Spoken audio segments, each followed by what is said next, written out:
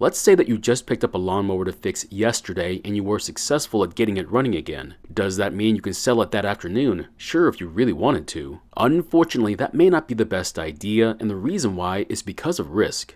Unless you went through every single component on that mower to make sure that it's working like it should, without thorough testing, you might just get a call back from one angry customer.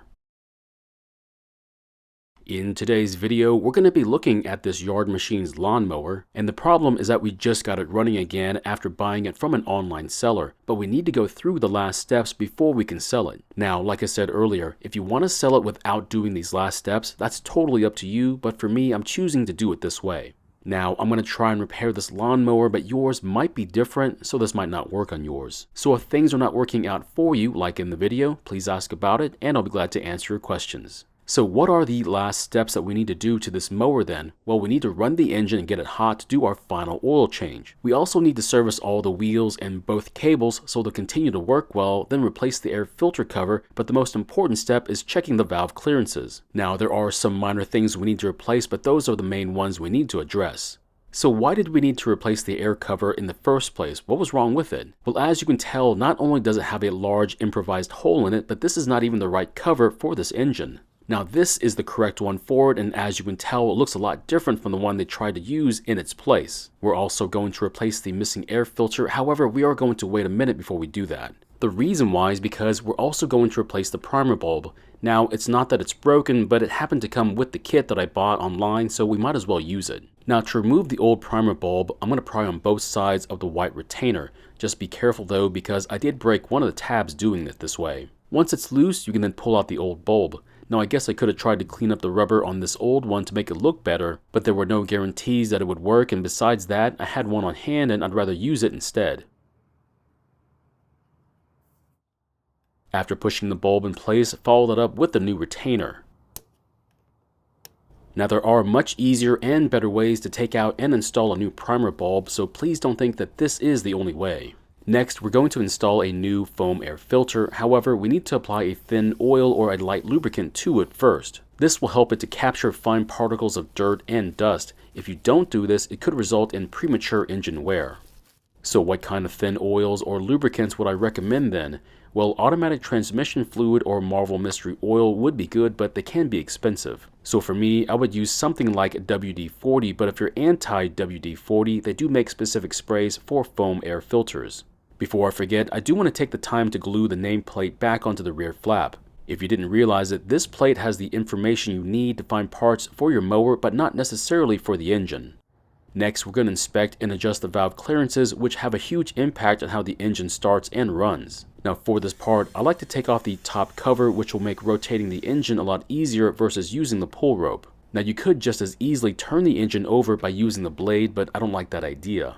Now, to keep from making a huge mess, I'd recommend tilting the mower back on the rear wheels for about a minute or so. This will help to remove the oil that's sitting in the valve cover area and put it back into the oil sump. That way, when we take off the valve cover, you won't spill a lot of oil and you'll have a lot less work to do. Now, while I'm waiting, I'm going to take off one of the front wheels so that we can service it. Depending upon how bad the axle looks, you might have to clean it with brake cleaner before adding your choice of lubricants. Now this one didn't look that bad, but after a quick spray and wipe with some brake cleaner, you can see that it was a lot worse than it appeared. Once the axle is nice and clean, we'll then add a fair amount of spray lubricant to it. I'm also going to spray some light lubricant to the area behind the drive gear to help keep the ratcheting system from wearing out too fast. You don't need to go to this extent all that often, but I would recommend doing this at least once a year. Now, if you're not going to worry about lubricating contact points, then you must be okay with the idea of buying a new mower every couple of years. So if the plan is to sell these mowers that I work on, why bother doing this type of maintenance then? The answer is good first impressions. What I don't want to happen is that the buyer will start to push the mower and then realize that there's something keeping it from rolling freely. That might be enough to get them to start second guessing the purchase and they could back out of the sale. Instead, I want them to push on the mower and say, hey, this is 10 times easier to use than my old mower. Now the advertisements that I run will typically say that the engine has been fully serviced, the blade is sharp, and it's been cleaned from top to bottom. Now most times this will usually be enough to convince the buyers, but if they do question it, I'll then pull out the dipstick and show them the brand new oil. I'll also take off the cover for the air filter and show them just how clean it is, and of course I can't show them the valves or the spark plug, but that's usually enough.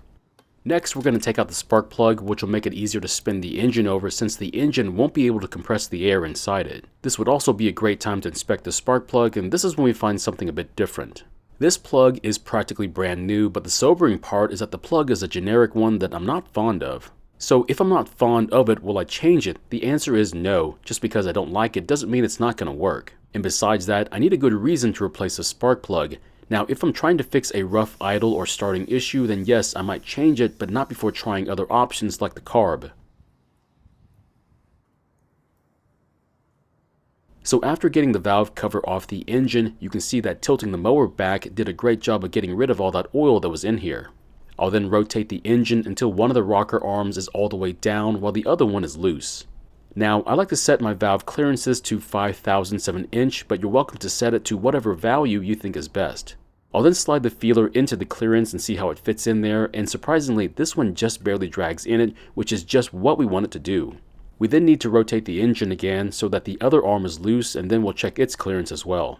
Now this time we get something a little bit unexpected. Now once in the clearance, we find that it's much too tight. What this tells me is that the clearance is less than 5/1000 of an inch, and just to be sure, I'll use a thinner feeler just to confirm it. So this time I use a 3/1000 of an inch feeler, and it fits perfectly, which tells me the clearance for this arm is 3/1000 of an inch. Now to make the adjustments, I'm going to loosen the adjusting nut and then turn out the jam bolt. I'll then put the feeler gauge back into the clearance and then turn the nut until the feeler almost gets stuck in the clearance.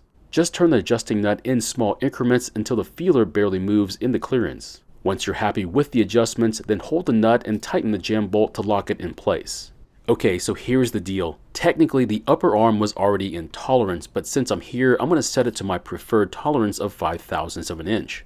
So believe it or not, even though the engine on this mower is well over 8 years old, the valve clearances were in complete tolerance. Now, of course, someone could have had the clearances inspected and set in that time period, but the valve cover was a bit tricky to get off the engine. To me, that tells me the valve cover has never been taken off until today.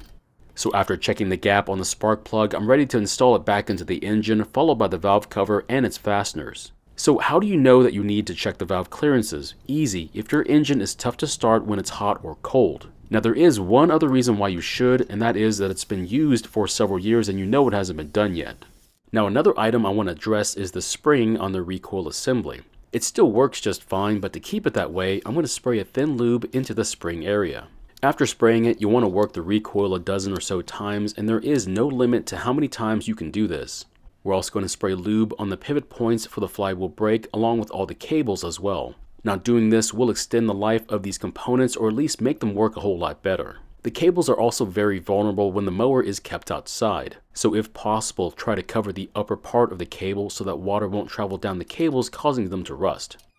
We're almost done with all the final touches to this mower. The only thing left to do is to install the recoil and start it back up. Even though we already know this engine starts and runs, we still need to do a longer test run. Besides, we also need to confirm that the valve cover won't leak after disturbing it when we took it off for our inspection.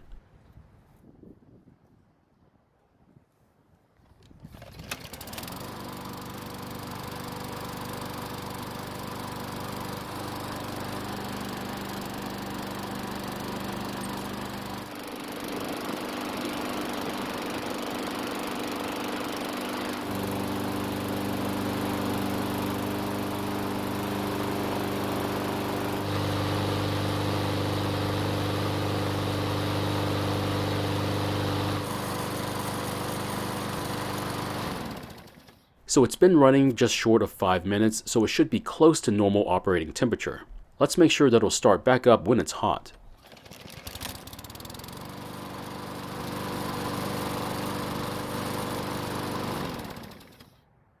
Now, I know that some of you might think that testing hot starts is a bit ridiculous, but nothing says angry buyer than when they take a mower home, start it to use, and then for it not to start back up after a short break. Now the oil that was in the engine doesn't look that terrible, but it was definitely due for an oil change. So how can you tell if it was overdue for an oil change then? After all the oil is done draining, I look to see how translucent the oil is. What I do is to rock the pan back and forth and see how well I can see through the shallow part of the oil. And as you can tell, you can't see the pan through the shallow part of the oil, which tells me it was definitely time for a change. Of course, if your oil comes out a lot darker than this one was, there's a very good chance that the oil was never changed in its entire lifetime. Now, it is your choice whether or not to change the motor oil, but if your owner's manual recommends it, then I'd follow what it says. Now, if you do follow it and it says to never change the oil and only inspect and add it when needed, then I can't fault you for following the manual. But as a personal recommendation, I would at least do one oil change, and then you can follow what it says after that. Also, if you have a tough time reading these oil dipsticks, I would try walking away for a couple of minutes and then try reading it again. This will give the oil time to move out of the fill tube and make it easier to read. The final thing we have to do is to mow the yard with it and see how it works. After that, we'll check the oil one more time, blow off any grass clippings that might be on top of it, wipe it down, and then take some pictures and post up the ad. Now, most times it only takes 1 to 2 hours after posting for the mower to be sold, but of course it depends on what time of day and what day it is for that to happen. The total investment in parts for this project was only $5 for the cover, filter, and the primer bulb. Now, the oil and spray lubes I count as consumables, so I won't be adding them to the cost. All in all, this project was a huge win in my book because it really didn't have too many surprises, and for the most part everything went according to plan. It's just too bad that all of them can't be this way. So my question is, do you think I went too far in getting this mower ready for sale? Now, some would say if it ain't broke, don't fix it, meaning if the recoil, wheels, and cables work just fine and there's plenty of oil in the engine, then there's no point in even messing with them. Thank you for watching. I really do appreciate your time here. Please feel free to ask me any questions about this project or about your own projects, and I hope to see you in the next video.